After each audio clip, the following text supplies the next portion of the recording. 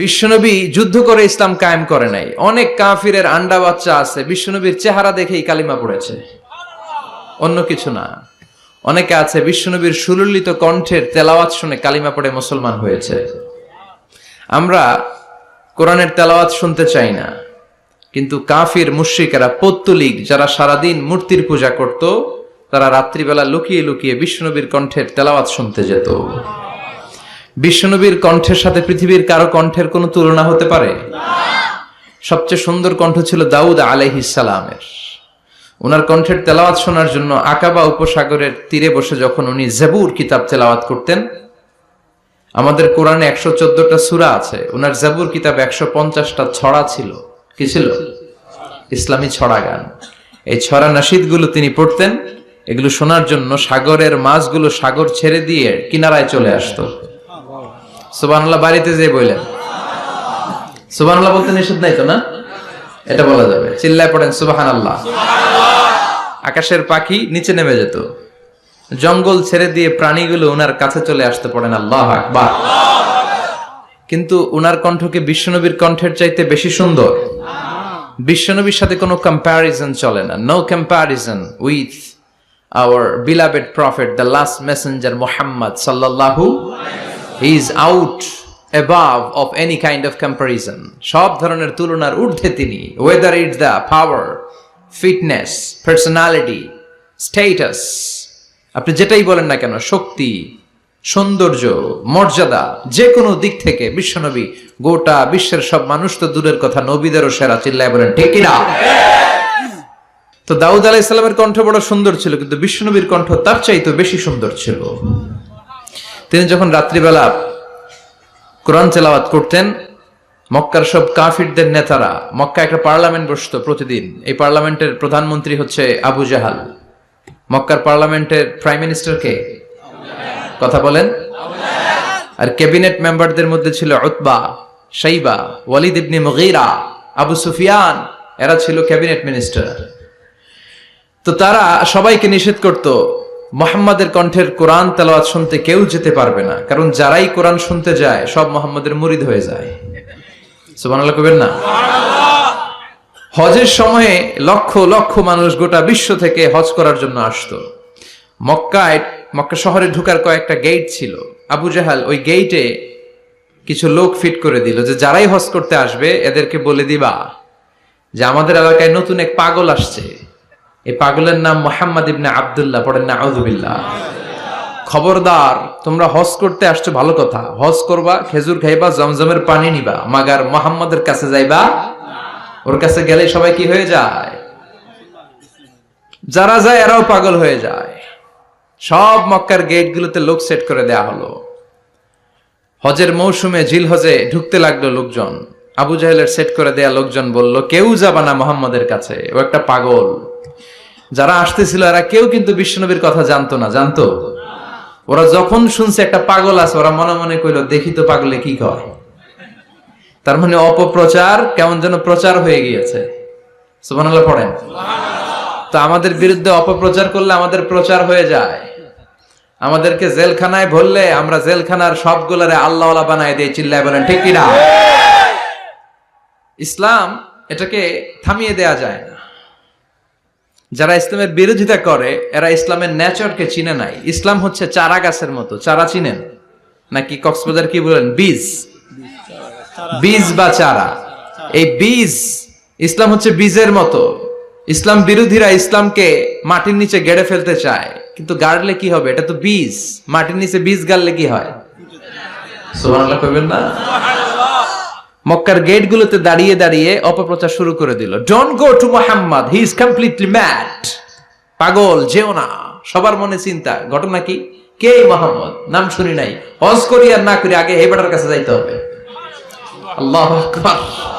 সবাই বিশ্বনবীর কাছে যায়, চেহারা দেখে কোরআনের বাণী শুনে কালিমা পড়ে মুসলমান হয়ে যায়।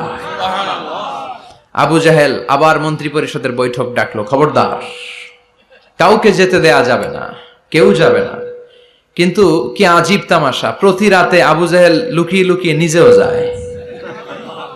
না জানি কত সুন্দর ছিল বিশ্বনবীর কণ্ঠ। না জানি কতটা চমৎকার সুরের ঝংকার খেলতো আমার নবী যখন তেলাওয়াত করত। না জানি কি সুরের লহরী ছিল বিশ্বনবীর গলায়। কাফের হয়েও বিরোধিতা করেও কোরআন না শুনলে পেটের ভাত হজম হয় না, রাতে ঘুম আসে না। প্রতি রাতে আবু জাহেল যায়, তো আবু জাহেল যেহেতু যায় বাকিরাও লুকিয়ে লুকিয়ে যায়।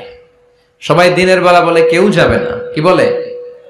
দিনের বেলা বলে কেউ, ভাইয়েরা আমার, বোনেরা তোমার, খবরদার কেউ যাবেন না, রাত্রে নিজেই যায়। তো আবার মাঝে মাঝে রাত্রেবেলা নিজেদের সাথে নিজেদের দেখাও হয়ে যায়। কত বড় ডাকাত! একজন বিশ্বনবীর বাড়ির এই পাশে, আরেকজন ওই পাশে, আরেকজন ওই পাশে, আরেকজন ওই পাশে। বিশ্বনবী যখন তেলাওয়াত শেষ করেন সবগুলো দেয় দৌড়। ফিরে আসার রাস্তা একটা, কয়টা? ওই রাস্তায় দেখা হয়ে যায়। আবু জাহেল বলে, কিরে আসলি কেন? সবাই কয়, তুমি না তা তুমি আসছো কেন? দিনের বেলা তো বড় বড় বক্তব্য হাঁকাও, রাতের বেলা এরকম চোরামি করো কেন? আবু জাহেল বলে, ঠিক আছে, তোরাও করছিস আমিও করছি, কইস না, কারো কাছে কইস না। সবগুলা চোর, সবগুলা কি? আর চোরে চোরে খালাতো ভাই। তো এই সব খালাতো ভাইরা লুকিয়ে লুকিয়ে চোরের মতো তেলাওয়াত শুনতে যেত। আবু জাহেল বলল, কেউ যেতে পারবে না, সবাই রাজি।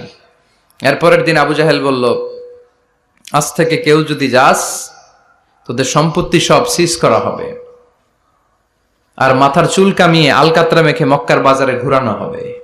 সবাই বলে আমরা রাজি। আবু জাহেল বলে, তাহলে সাইন কর। সবাইকে আগে আমনে করেন।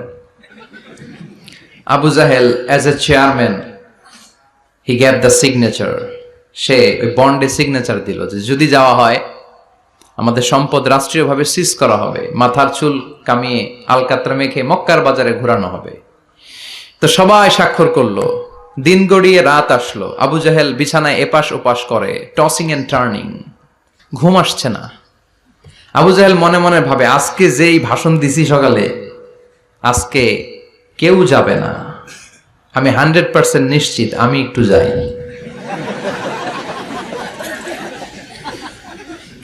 মজার ব্যাপার হলো, উতবা, সাইবা, ওয়ালিদ ইবনে মুগীরা তারাও নিশ্চিত যে কেউ যাবে না। তারাও বাড়িতে বসে নিশ্চিত যে কেউ যাবে না, আমি একটু।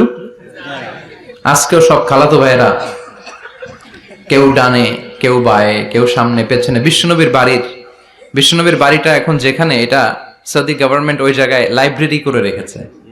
লাইব্রেরি, জ্ঞানের আলো বিতরণ হচ্ছে। গেলেই ফ্রি বই, ফ্রান্সের মানুষ ফ্রেঞ্চ ভাষায় ট্রান্সলেট করা কোরআনের অনুবাদ, বাঙালি বাংলা ভাষায়, ইন্ডিয়ান হিন্দি ভাষায়, কেরালা ভাষায়, মান্ডারিন, ইংরেজিতে তো আছেই। বিশ্বনবীর ওখানে গেলেই বই। তার পাশে এই প্রাইম মিনিস্টারের বাড়ি, মানে আবু জাহেলের বাড়ি। ওইখানে গেলে ফ্রি দুর্গন্ধ পাওয়া যায়, ফ্রি, কোনো টাকা দেওয়া লাগবে না। আর বাংলাদেশের হাজিরা ওইখানে গেলে সবাই ওইটারে খোঁজে, বাংলাদেশিরাও খোঁজে, পাকিস্তানিরাও খোঁজে, চায়নার উইগুর প্রদেশের যারা, আমাদের সাথে অনেক কিছু মিল আছে। হানাফি স্কুল অফ থট তারা প্র্যাকটিস করে। সবাই জেদ্দাতে নেমেই আগে বলে, আবু জাহেলের বাড়ি কই? সবাই বলে, আপনি তো আসছেন উমরা করতে, আবু জাহেলের বাড়িতে কি করবেন? কই, যাইয়া হাইগা ভরাই দিয়ে আসুন। প্রাইম মিনিস্টারের বাড়িতে যে গোটা বিশ্বের মানুষ পায়খানা করে দুর্গন্ধ করে দিয়ে আসে। এজন্য প্রাইম মিনিস্টারদেরকেও সাবধান হওয়ার দরকার আছে না নাই? চারদিকে সব খালাতো ভাইরা সেট আপ, প্রাণ ভরে আজকে শুনবো। প্রতিদিন দেখা হয়ে যায়, আজকে কারো সাথে দেখা হবে না। তো সবাই প্রাণ ভরে বিশ্বনবীর কণ্ঠের জাদুমাখা তেলাওয়াত শুনে, বিশ্বনবী কোরআন তেলাওয়াত যখন শেষ করলেন সবগুলা দিছে দৌড়। কিন্তু ফিরে যাওয়ার রাস্তা কয়টা? আজকেও দেখা। আজকে কেউ কাউরে কিছু বলে না, সবার মাথা নিচের দিকে। আবু জাহেলও নিচে তাকায় আছে লজ্জায়। উতবা, সাইবা, ওয়ালিদ ইবনে মুগীরা, পুরো দেশের মিনিস্ট্রি ক্যাবিনেট সবগুলা নিচের দিকে। ওদিকে মশার কামড় আছে না নাই? দীর্ঘক্ষণ নিচের দিকে তাকিয়ে থাকার পরে আবু জাহেল কয়, চল, যা হইছে হইছে, যা হইছে হইছে। কালকে থেকে আমরা সব চোরগুলা রাত্রে এক লগে ঘুমাবো, যাতে করে কাউকে ফাঁকি দিয়ে কেউ যেতে না পারে। এই গল্পটা শোনানোর উদ্দেশ্য হচ্ছে এটা, যে বিশ্বনবীর কণ্ঠটা যেন তেন কণ্ঠ ছিল না, অসাধারণ একটা কণ্ঠ ছিল। যে কারণে এই কোরআনের বিরোধিতা করেও তারা এই কণ্ঠের তেলাওয়াত শোনার জন্য পাগল হয়ে যেত। সুবহানাল্লাহ পড়বেন না? নিয়মিত ইউটিউব ভিডিও দেখতে সাবস্ক্রাইব করুন। নতুন নতুন ভিডিও পেতে ঘন্টা বাটনটি চাপুন।